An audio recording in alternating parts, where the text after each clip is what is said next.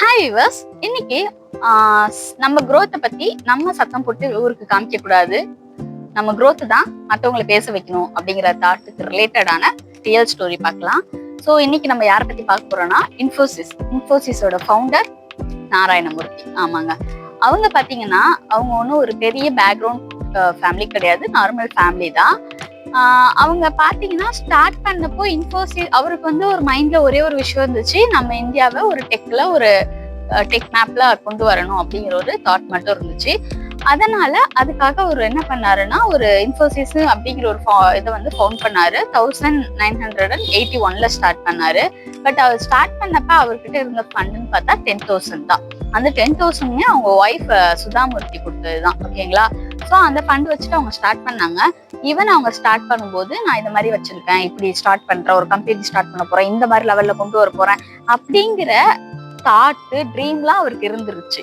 ஆனா அந்த ஒரு விஷயத்த கூட யாருக்கிட்டையும் பெருசா பப்ளிசிட்டி பண்ணிட்டு எங்கேயும் போய் இன்டர்வியூ கொடுத்துட்டு நான் இது பண்ண போறேன் அது பண்ண போறேன்னு ஆடு கொடுத்துட்டு ரொம்ப அவர் அந்த குரோத்தை பத்தியும் அந்த இதை பத்தியும் பேசிக்கல. ஓகேங்களா?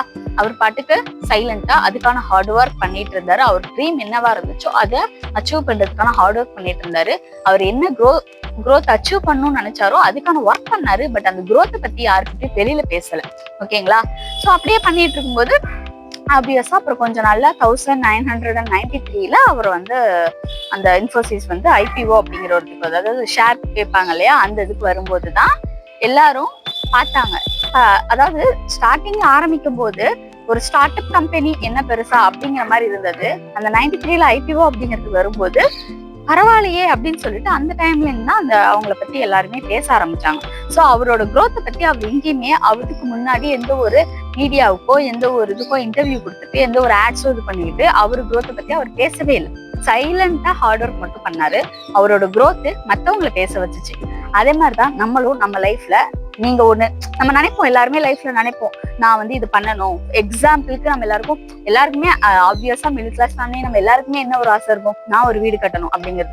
ஸோ வீடு கட்டணும், நான் இத்தனை வருஷத்துல வீடு கட்டலான் இருக்கேன், இத்தனை வருஷத்துல சேர்த்துட்டு இதை வீடு கட்டலான் இருக்கேன் அப்படிங்கிற மாதிரி நமக்கு ஒரு பிளான் இருக்கும். பட் அந்த பிளானை ப்ளீஸ் யாருக்கிட்ட ஷேர் பண்ணாதீங்க.